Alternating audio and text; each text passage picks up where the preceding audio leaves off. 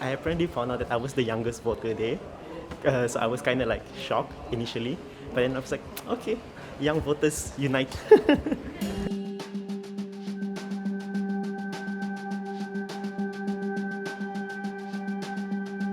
The good thing about Parliament Digital is we have everyone from every different districts. When I actually explained to my family that I'm not joining any party or anything, I'm just here to make people more politically aware of what is happening in Sabah. So they're kind of okay with it. But initially they were quite afraid lah, because you know how the stereotype is, like you're a student, you can't do anything related to politics. But hopefully it's not that case nowadays.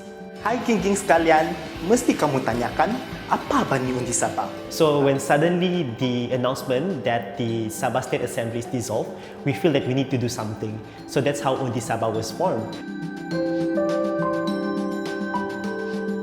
What are the policies implemented and what are the plans for Sabah? We have a series of webinars that we try to do. We try to invite guest speakers on to ask them more important questions that would be concern of the youth with the upcoming state elections or in Sabahan politics in general.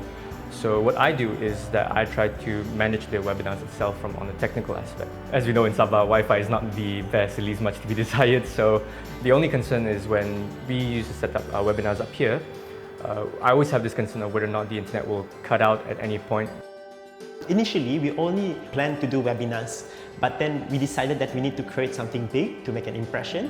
So we did a flagship event over 2 days, whereby we invite panelists of different political parties to actually talk and to find a common ground and to actually have an open discussion.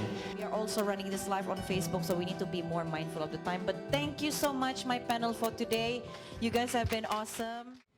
Untuk memohon kepada Tuan Yang Terutama untuk membubarkan Dewan Undangan.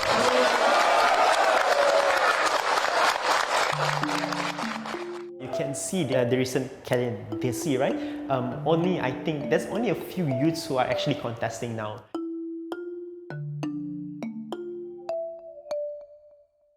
So during the last election, GE14, I think I was 20 years old, so I was only 1 year short of voting. So that's the thing, like I can't vote during that time, but then now I'm already 22 and I registered quite early. One thing I like is to see how will my vote actually affect the change, affect the candidate. So I'm quite excited to see it.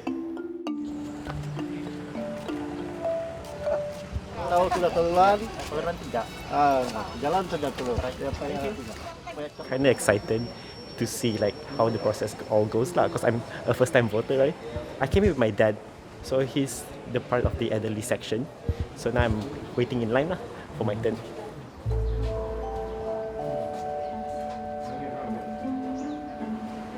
Muka 18, bilangan 1242. Nama pemilih Shen Gong.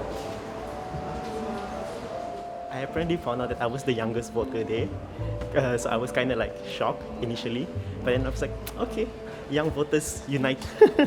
Okay, so I was nervous going in because I wasn't quite sure of what should I do, but then they were guiding me along the way. It was quite nice, it was quite simple, and I feel kind of happy to play my part in a democratic process. Yeah, it's here. My first time voting.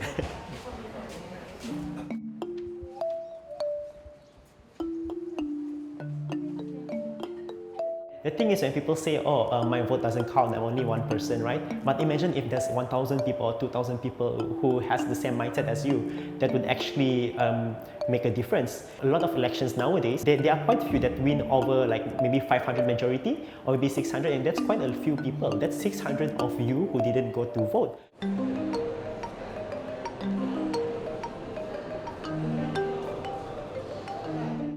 Bismillahirrahmanirrahim. Saya Haji Ji bin Haji Nur, setelah dilantik ke jawatan sebagai Ketua Menteri Negeri Sabah, adalah dengan sesungguhnya mengangkat sumpah. Now we are moving to an era where representation is becoming more important, especially if you look at Sabah. There are certain communities that are bereft and left behind.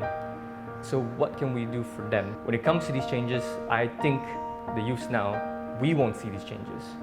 However, if we don't make that step, the generation that comes after us will not be able to reap the benefits of that change.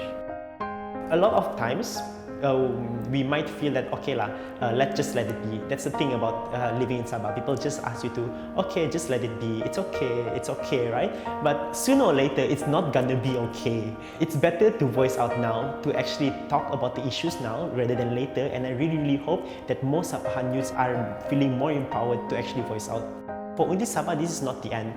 We're going to do more engagement session online, especially in webinars, and we hope that a lot of other youths, especially Sabahan youths, will come on board with us as well.